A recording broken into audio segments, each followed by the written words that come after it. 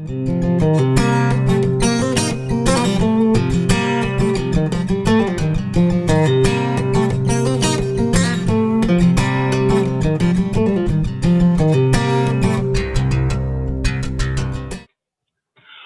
up, everybody? This is Ron C. in the place to be, Side Bus Social, with another great topic to talk. You know what we do here is talk about what's going on in the world, the big events, the small events, the trending events, and how it affects you. We make this show for you. Know the everyday person, just like you, just like me, is interpretation of the big things that are happening, how we got to mold ourselves, actions we could take, and just some good advice. Got a really great subject, really great guest to talk to about some spectacular thing that I feel really passionate about today. So I'm really looking forward to it. Let's go ahead and bring him on. Where you at? Wait, there you are. Mr. LC, what's going on, man? How you doing?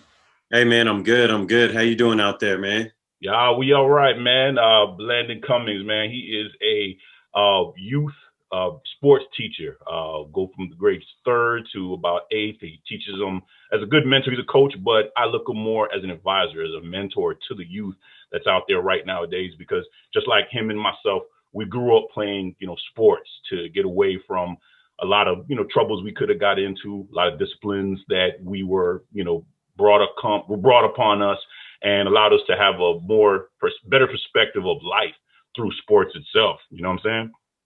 Definitely. Absolutely, man. I definitely feel without sports, childhood would have been a whole lot different.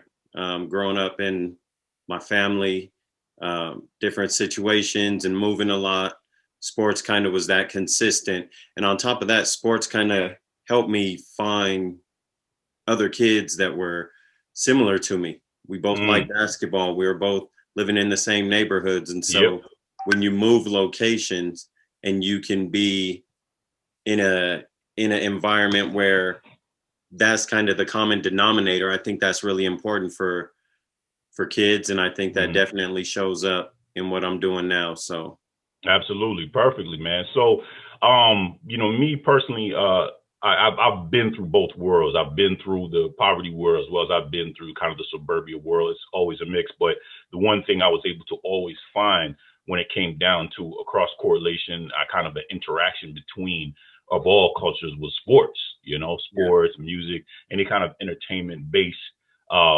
activity. And, I was on the streets of Chicago making good friends. I was also on the outskirts of, Utah, in some of those gyms, chucking up some balls and making some great relationships.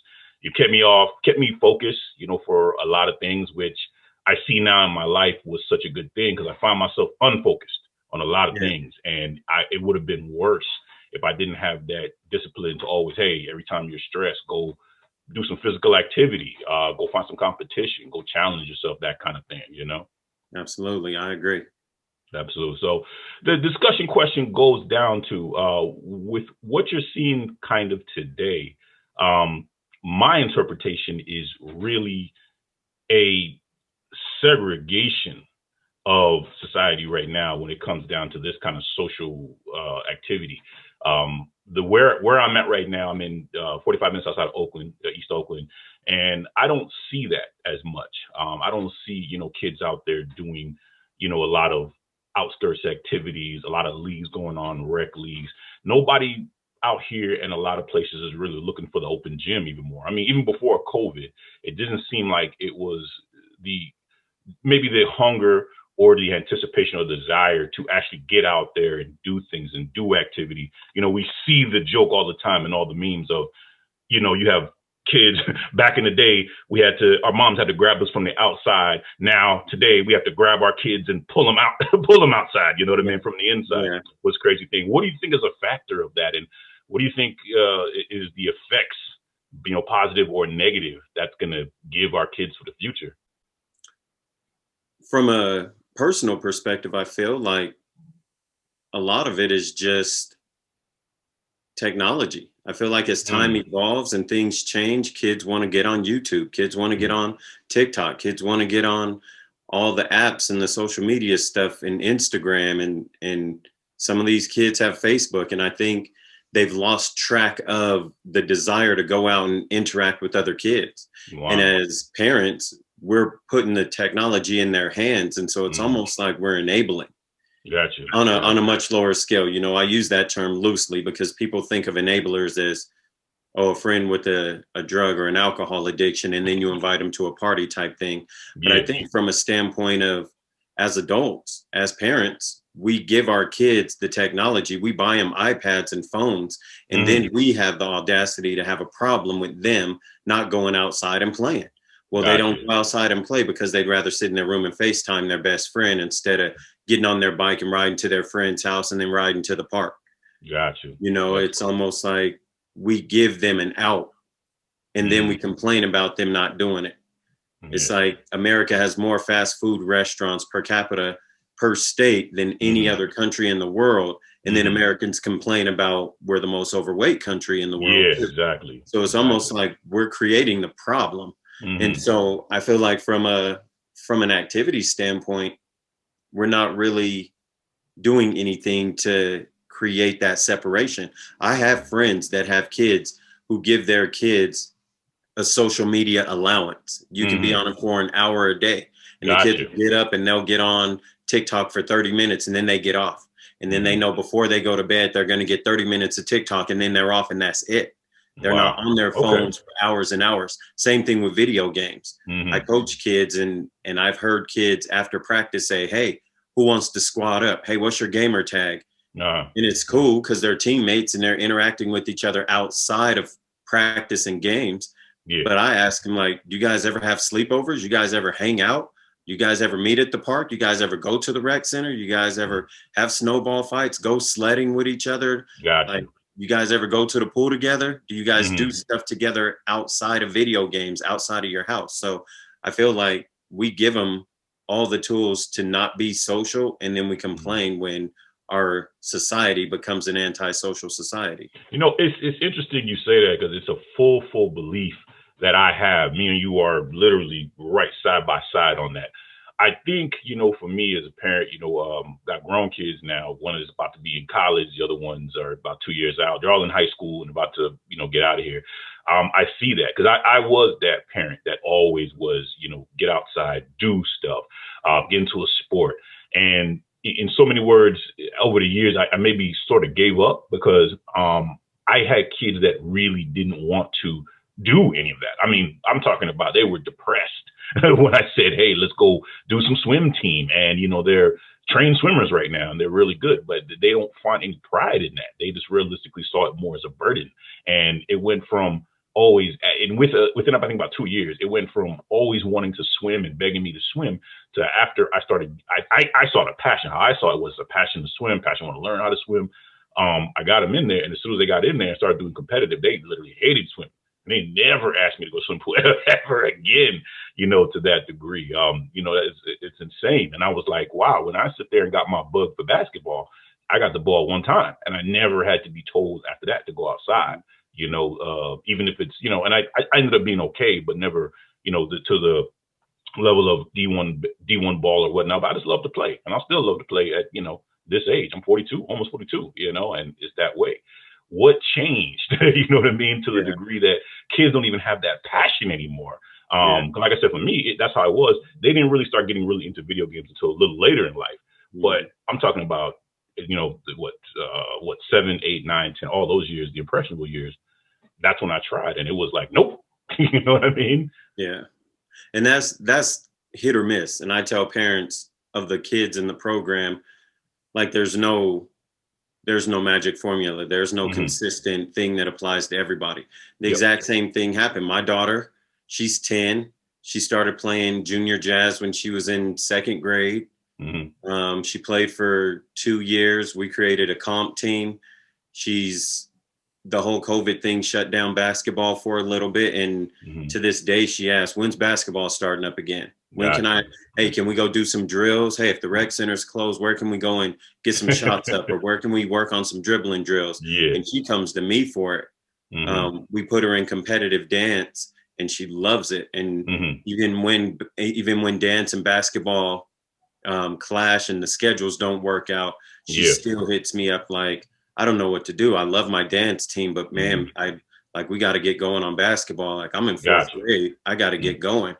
And so the way it started was she wanted to go out of town and do this dance workshop down in Vegas. I took her down there and I said, the only way I'm going to take you is if you pick something to do when you're not in dance. Dance season is only part of the year. So here's your options.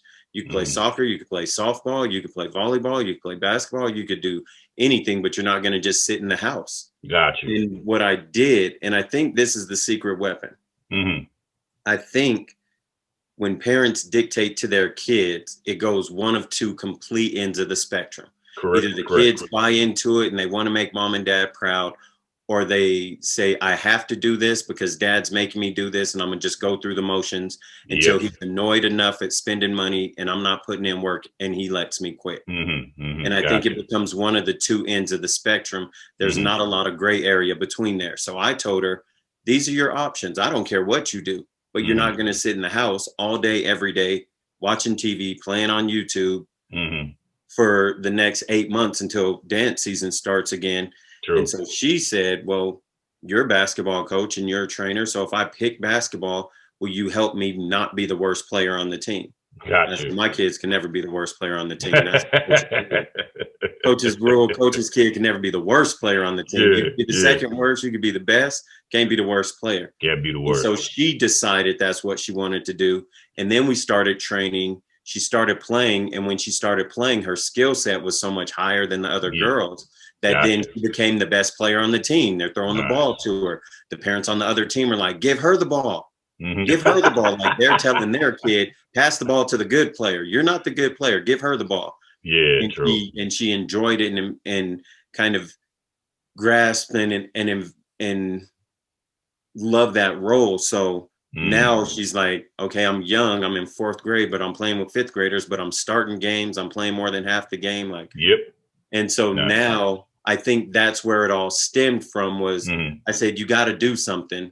Got you. These are your options. Pick what you're going to commit to. You got to assert a little bit. You got to get a little aggressive. And it's crazy because that's kind of the role I kind of took was if you don't have the passion, I don't want to force you. You know what I mean? The one thing I do force them is doing good in school, and for the most part that has worked out. But at the same time, it's not perfect. I got 3 kids, and I'll just say I got 66% that are doing real well off that encouragement, and then the one that's not doing so well. But honestly, it really came that force. But when it came down to leisure activity, as far as sports, it really to me was if you don't have a passion, I don't want to force you to do something like that. Right. When it comes down to learning and getting good habits in accruing knowledge and that kind of thing, that's one thing, because that's, I think, a determinant of life. But when it comes down to just leisure and recreation, even though it's really good for you, I don't want to be the person that's in your ear and talking to you. And like you said, the dad that's doing it, they're going through the motions kind of person. I just really think that should be a good time. But my mother came and she's the one that said, no, you got to force them. You got to get them in activity. You got to make sure their minds are created. And I don't know, maybe now I'm a little bit kind of upset I wasn't a little bit more aggressive, a little more assertive of, forcing them to get in there. But I just, like I said, it was just me. I just couldn't see myself continually letting them, hearing their feedback of, oh, I can't stand this. Oh, I can't like this. I can't take this anymore, Dad. Oh, I hate shit so bad now. And next week is like, well, you're going back. You know what I mean? So I think that's the part of it. But I mean, what can you do? When it's really that realm, do we still find some kind of way? Just like you said, you have a choice. You're gonna do one of those. That's your choices. But it's not gonna be sitting around here and doing nothing. Yeah. Well, yeah. So I don't know. It's crazy like that. So what would you in generally just advise today's parents who fall into that same kind of realm? Is it really, hey, it has to be, I'm gonna grab you by your neck and you're gonna sit there and run these laps, or is there an alternate way? I think the biggest thing with the kids right now is these kids are so much different than we were when we were their age. I'm 42. Yep. I think the thought process is different. I think the personalities are developing differently. Yep. I think outside influencers are playing a much bigger role now than they were when we were, their age. you think about it, we were 10 years old. So what, 10 years old is fourth grade. We were in fourth grade in 88. Yep. You know what I'm saying? Like, Yep. think about that.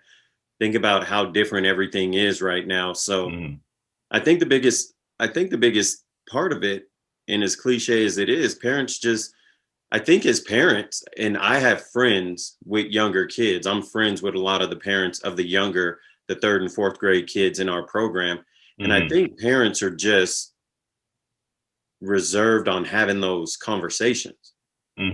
I think if I had any actual legitimate advice, don't be afraid to sit your kids down and say, look, this is what you need to be doing.